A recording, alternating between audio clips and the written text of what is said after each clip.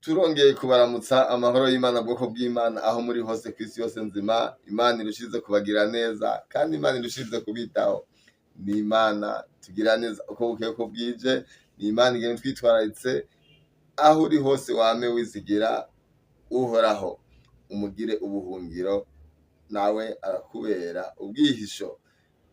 Isana kano kanya tubanje kubaramutsa ubugira kandi tubipfuriza amahoro y'Imana arushize kubana namwe. Ku mazina nitwa Niyorugira Gedeon, wagiriwe ubuntu n'Imana.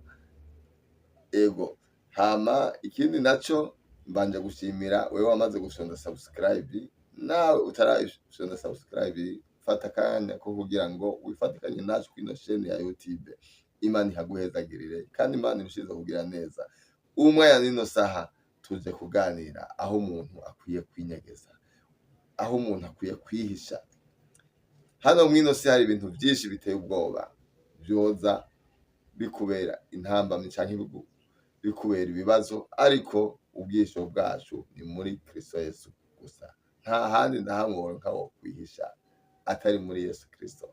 Niho hari ubuhungiro, niho hari kugirirwa neza, niho hari kwihisha ibintu byose bigenda bitugora. Nta handi hantu ushobora kubyihisha atari muri Kristo Yesu.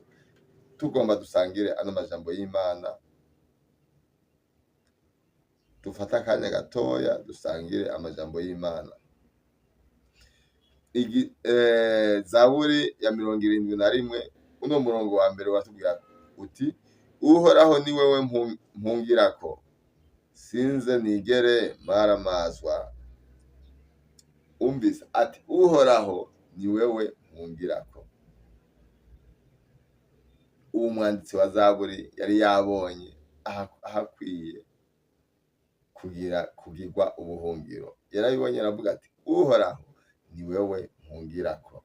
Yarabonye ahungiye ahandi hariho hose yuko yosanga atahana ahungiye, aca hitamwo ati Uhoraho ni wewe mpungirako.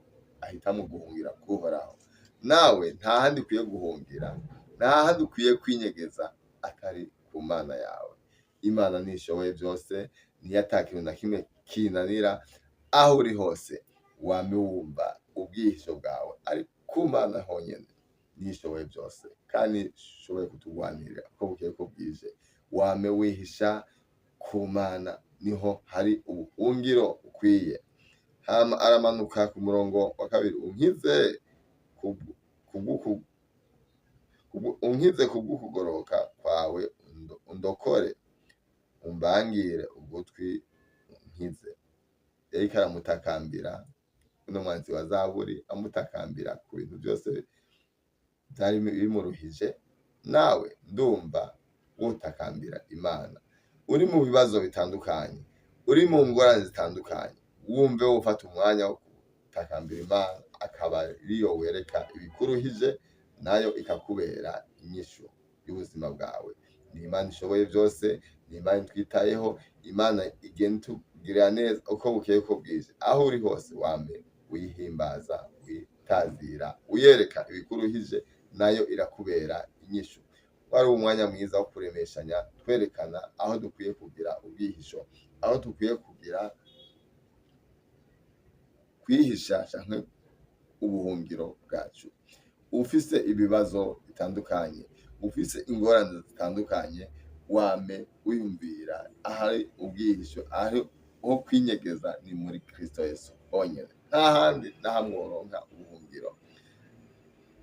Urashobora kuvuga uti ndoshobora guhungira hanaka canke nkahungira hanaka, ariko aho oya harigihe umwanya n'umwanya intambara usanga yahashitse.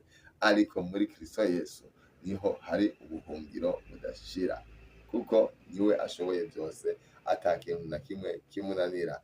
Ndaguhamagariye kuba muri Kristo, kwisha muri we ibihe byose. Imana ikugirire neza, Imana ikwiteho, Imana irushize kukugwanirira kandi Imana irushize kuba hafi. Mugire ibihe byiza, mwaraheze.